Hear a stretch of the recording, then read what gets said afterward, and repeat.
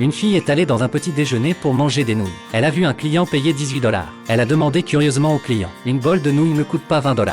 Le client lui a répondu: tu as sûrement payé trop. La fille, en colère, a interrogé le propriétaire du magasin. Pourquoi dois-je payer 2 $ de plus pour mon bol de nouilles? Le propriétaire a expliqué: j'ai ajouté quelques morceaux de viande en plus dans tes nouilles. Cependant, la fille a dit qu'elle n'avait pas demandé de viande en plus et qu'il n'y avait pas plus de viande dans son bol. Le propriétaire est resté silencieux. La fille a décidé de ne plus discuter et a demandé à emporter les nouilles. Alors qu'elle s'apprêtait à partir, le propriétaire a dit qu'elle n'avait pas encore payé. La fille a expliqué qu'elle venait de payer en espèces. Mais le propriétaire ne l'a pas reconnu, l'accusant de vouloir manger sans payer. Même les spectateurs pensaient que la fille n'avait pas payé. Le propriétaire a exigé que la fille paie 500 $ de compensation. La fille a demandé à voir les caméras de surveillance. Mais le propriétaire a continué à mentir, disant que les caméras étaient en panne aujourd'hui. La fille a immédiatement voulu appeler la police. Mais le propriétaire a cassé son téléphone par terre. À ce moment-là, le chef de la fille a appelé pour lui demander de venir travailler immédiatement. La fille n'a eu d'autre choix que de sortir 500 $. Mais le propriétaire ne savait pas que la fille était en fait la propriétaire de toute la rue commerçante. Par bonté, elle avait aidé le propriétaire en lui offrant une année de loyer gratuit. Ce qui l'a surprise, c'est que le propriétaire n'était pas reconnaissant, mais voulait encore plus d'argent. La fille a appelé son père pour qu'il vienne percevoir le loyer.